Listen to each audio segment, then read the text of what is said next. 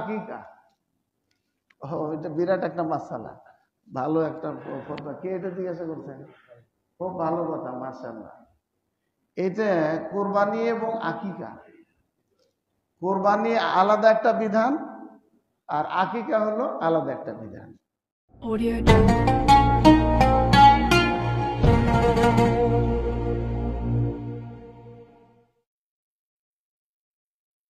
একটার সাথে আর একটার কি নাই, সম্পর্ক নাই। তবে দুইটাই ইবাদত, দোনোটাই কি ইবাদত, দুইটাই ইবাদত। ওটা হলো সন্তান জন্মগ্রহণ করার উপলক্ষে হলো আকিকা করা। কত তারিখে আকিকা করতে হয়? সপ্তম দিনে। আর কেউ যদি আকিকা না করতে পারে তাহলে কোন দিনে নাম রাখবে বলেন দেখি? আকিকা করার নিয়ম হলো কি করা? সপ্তম দিনে, ঠিক আছে। কিন্তু কেউ যদি আকিকা না করতে পারে তাহলে নাম রাখতে হবে যেদিন জন্মগ্রহণ করছে সেই দিনই। এটা অনেকে জানে না, এটা জেনে নিলেন। তো যাই হোক, আকিকার সাথে কোরবানি একসাথে করা যাবে না। কেন করা যাবে না? রাসূলুল্লাহ সাল্লাল্লাহু আলাইহি সাল্লাম করেননি, সাহাবায়ে কেরাম করেননি, আইমায়ে মুজতাহিদিন তাবেঈন কেউ করেননি। আমাদের সমাজে বা হানাফি মাযহাবের ফতোয়ার মধ্যে আছে যে ওনারা মনে করে যে আকিকা এবং কুরবানির মাসালাটা এক। মূল সমস্যাটা হলো এখানে। আমরা আপনাদেরকে বলেছি যে মাসাইলুল উযহিয়া মাসাইলুল আকিকা আলাদা আলাদা আলাদা। আর হানাফি ভাইরা ওনারা মনে করেন যে কুরবানির মাসালা এবং আকিকার মাসালা এক। এই জন্য তারা কুরবানির সাথে আকিকা করে থাকে, আকিকা করে থাকে। এটার কোনো দলিল নাই, এটার কি নাই? দলিল নাই। তাছাড়া কোরবানি করতে হয় কয়েক প্রাণী দিয়ে, পারবেন কত? উট পারবেন, গরু পারবেন, তারপরে ছাগল, ভেড়া, দুম্বা তো আছে আছে। আর আকিকা আপনি কি গরু আকিকা দিতে পারবেন? উট আকিকা দিতে পারবেন? মহিষ আকিকা দিতে পারবেন? দিতে পারবেন না। আকিকা দিতে হবে কি? ছাগল। কারণ রাসূলুল্লাহ সাল্লাল্লাহু আলাইহি ওয়াসাল্লাম কি করেছেন? দিয়েছেন, ছাগল দিয়েছেন। এই হিসেবে এই গরুর সাথে গরুর একটা ভাগ, দুইটা ভাগ ওই কোরবানির সাথে আলাদা করে আকিকা দিয়ে দিল, এটা কোরআন এবং সুন্নাহর আদর, এটা চলে না। অতএব আমরা যারা এটা শুনলাম অন্যদেরকে বলবো ইনশাআল্লাহ যে আকিকা কোরবানি এক না, দুইটা দুই মাসালা। এই হিসেবে আর গরুতে আকিকা চলে না, কোরবানিতেও কি উটেও আকিকা চলে না। এই হিসেবে আকিকা এবং কোরবানির মাসালা হলো ভিন্ন। সমাজে যেটা চলছে এটা থেকে আমাদেরকে বেরিয়ে আসতে হবে। আল্লাহ তাআলা আমাদেরকে সে তৌফিক দান করুন। আমি জি 7 জনে কোরবানির ব্যাপারে, শরীকি কোরবানির ব্যাপারে তো আমি বলেছি, মাঝে আমি একটা কথা বলেছি, আপনারা খেয়াল করেছেন কিনা, যে শরীকি কোরবানির ব্যাপারে সাহাবায়ে কেরাম এর মধ্য থেকে জাবের বিন আব্দুল্লাহ রাদিয়াল্লাহু আনহু, জাবের বিন আব্দুল্লাহ, সাহাবীর নাম কি? জাবের বিন আব্দুল্লাহ রাদিয়াল্লাহু আনহু। তিনি বলেছেন যে রাসূলুল্লাহ সাল্লাল্লাহু আলাইহি সাল্লামের জমানায় আমরা নাহার করেছি, আমরা নাহার করেছি সুলহুল হুদায়বিয়ার সময়। একটা এবেল 7 জনের পক্ষ থেকে এবং একটা বাকারা, বাকারা মানে কি? গরু, 7 জনের পক্ষ থেকে। এই হাদিস থেকে ওলামায়ে কেরাম বা আইমায়ে মুজতাহিদিন মুহাদ্দিসিন ইকরামের মধ্যে ইমাম বুখারী, ইমাম মুসলিম, ইমাম তিরমিজি, ইমাম আবু দাউদ রাহিমাহুল্লাহ, যারা বড় বড় ব্যক্তি আমাদের, তারা এখান থেকে মাসালা ইস্তেমবাদ করেছেন আল ইশতিরাক ফিল উযহিয়া, যে কোরবানিতে শরীকি বা শরীকি কোরবানি দেয়া, এইটা এখান থেকে মাসালা ইস্তেমবাদ করেছেন। তো এই হিসাবে আমাদের যে মাসালা সেটা হলো যে কেউ যদি কোরবানি দিতে চায় তাহলে সে একা নিজের পক্ষ থেকে, উত্তম হলো কি নিজে একা কি করা? কোরবানি করা। মাসালাটা ভালো করে বুঝবেন। নিজে একা আপনি আপনার পরিবারের পক্ষ থেকে একটা কোরবানি করবেন, নিজের পক্ষ থেকে, পরিবারের পক্ষ থেকে। সেটা হতে পারে ছাগল, আর যদি তৌফিক থাকে তাহলে কি? গরু। তৌফিক থাকলে আপনি উট দিবেন, একাধিকও দিতে পারবেন, সমস্যা নাই। আর এটা হলো উত্তম, একা একই দেয়া। আর যদি শরীক হয়ে কোরবানি দেয় তাহলে সেটাও দিতে পারে, এটা মাসালা আছে। আমাদের বাংলাদেশে কিছু কিছু আলেমেরা বলতেন, তারাও এখন ওখান থেকে ফিরে আসছেন যে না, শরীকি কোরবানি দেওয়া যাবে না, এটা সফরের আমল। যারা বলতেন এটা অনেকে ফিরে আসছেন এখান থেকে। এবং বাংলাদেশ জমিয়ত আহলে হাদিসের ফতোয়া হচ্ছে যে এটা 1 থেকে নিয়ে কত পর্যন্ত, 7 পর্যন্ত অংশগ্রহণ করে শরীকি কোরবানি দিতে পারবে। যারা বলছেন যে দিতে পারবে না, তাদের ইমামদের পক্ষ থেকে, হাদিস বিশেষজ্ঞদের মধ্য থেকে কাউকে পাবে না। এটা হলো আমাদের বাংলাদেশে কিছু আলেমদের ইজতেহাদ, ইজতেহাদ ওলামা বাংলাদেশে ইমামদের এটা ইজতেহাদ। এটা কোনো ইমামদের পাবে না, অতীতের ইমাম পাবে না।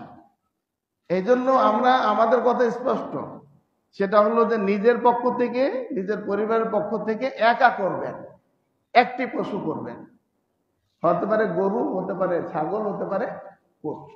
আর যদি কেউ শরীকি দিতে চায় তাহলে শরীকি দিতে পারে, তবে যাদের সাথে দেবে সে লোকগুলো যেন কি হয়, ভালো হয়। চোর, ডাকাত, বাটপার, সুদখোর, বেনামাজি, দালাল, খারাপ মানুষ, তাদের সাথে যেন না হয়, তাদের সাথে না। জাযাকুমুল্লাহ খায়র। বুঝতে পারছেন? আল্লাহু আ'লাম। তো যাই হোক, আমি এখানে আলোচনা শেষ করলাম। আমাদের বাংলাদেশ জমিয়ত আহলে হাদিসের ঢাকা দক্ষিণ বংশাল এলাকা জমিয়ত আহলে হাদিসের কর্তৃপক্ষের পক্ষ থেকে যে এটা আয়োজন করা হলো, তাদেরকেও আন্তরিক মোবারকবাদ জানাচ্ছি আমরা, যে আমাকে একেবারে ধরেন নারায়ণগঞ্জ থেকে নিয়ে এসে এখানে একটা সুযোগ করে দিয়েছেন। আল্লাহ শুকরিয়া, তারপরে তাদের শুকরিয়া। আপনারাও এই সময় সবাই কর্মস্থল থেকে, বাড়ি থেকে বিশ্রাম নিতেন, এই বিশ্রামকে ত্যাগ করে দিনের কিছু কথা শুনলেন, জানলেন। আল্লাহ তাআলা সকলকে কবুল করে নেন, আমিন। সকলের জন্য আন্তরিক মোবারকবাদ জানিয়ে এখানে আলোচনা শেষ করছি। হাযা মা ইনদি ওয়া সাওয়াবু ইনদাল্লাহ ওয়া সাল্লাল্লাহু আলা নাবিয়িনা মুহাম্মদ ওয়া আলা আলিহি ওয়া সাহবিহি আজমাইন। আসসালামু আলাইকুম ওয়া রাহমাতুল্লাহ। আমরা কোরআন ও হাদিসের আলোকে শাইখের কাছ থেকে কবুলের পরে গুরুত্বপূর্ণ আলোচনা শুনলাম। আল্লাহ আমাদেরকে আমল করার তৌফিক দান করুন। আমিন। এরপর আলোচনা রাখছেন ঢাকা দক্ষিণ বংশাল এলাকা জমিয়তের সম্মানিত সভাপতি হাফেজ মোহাম্মদ শরীফ।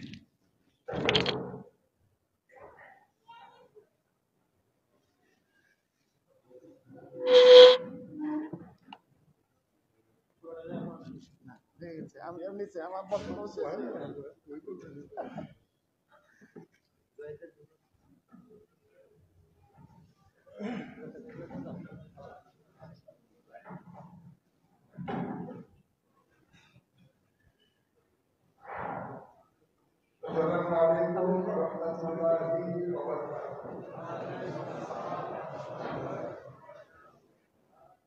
আলহামদুলিল্লাহি রাব্বিল আলামিন ওয়া সালাতু ওয়া সালামু আলা রাসূলিল কারীম ওয়া আলা আলিহি ওয়া সাহবিহি আজমাইন।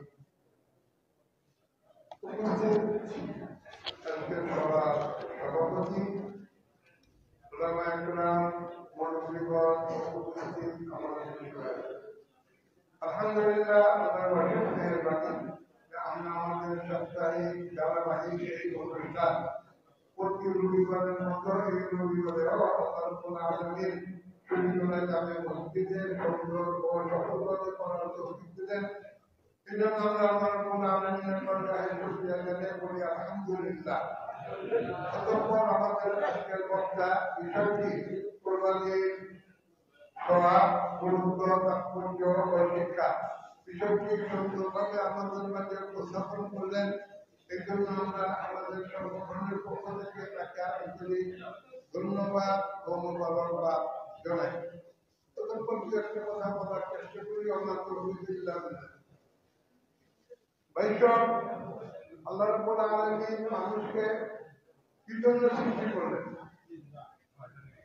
আল্লাহ তাআলা বলেন, তিন অধ্যায়ুন ওয়া তুরসিহিন ওয়া হাযাল বালাদুল আমিন। চারটা জিনিসের সকল করে আল্লাহ বলেন মানুষকে আমি অতি উত্তম বেহতরিন সুযোগে সৃষ্টি করছি। কেন? আমার খালাকুল জিন্না ওয়াল ইনসা ইল্লা লিয়াবুদুন। আল্লাহ তাআলা মানুষকে এবং জিনকে শুধু তার ইবাদত বন্দী করার জন্য সৃষ্টি করতেন এবং পুরো বিশ্বকে মানুষের কল্যাণে আমাদের নিয়োজিত করে রাখছেন। আজকে ভাই আমাদের যে মুসলমান এই কোরবান তো সব জায়গায় দেখতেছেন, দেশে বিদেশে কত রকমের কথা অনেক অত্যাচার হচ্ছে মানুষের দ্বারা। আল্লাহ তাআলা মানুষকে এই জন্য সৃষ্টি করেন। আল্লাহ তাআলা বলেন সূরা কাবুতের পর্বতে أحسب الناس أن يتركوا أن يقولوا آمنا وهم لا يفتنون ولقد كفرنا الذين من قبلهم فليعلمن الله الذين صدقوا وليعلمن الكاذبين أم حسب الذين يعملون السيئات أن يسبقونا ساء ما يحكمون মানুষ কি মনে করে যে আমরা কোরমা পড়ছি বা নাকি মুসলমান নাকি এই কথা বললেই তাকে পরীক্ষা করা ছাড়া ও পৌঁছে দেওয়া হবে? আমি তো তাদের পূর্ববর্তীদেরকেও পরীক্ষা করেছিলাম। আর আল্লাহ তাআলা মানুষের সার্বিক কর্মকাণ্ডের মাধ্যমে ঠিকই জেনে নেবেন যে এই মুসলমানের দাবিতে কারা সত্যবাদী, কারা মিথ্যাবাদী, কারা সঠিক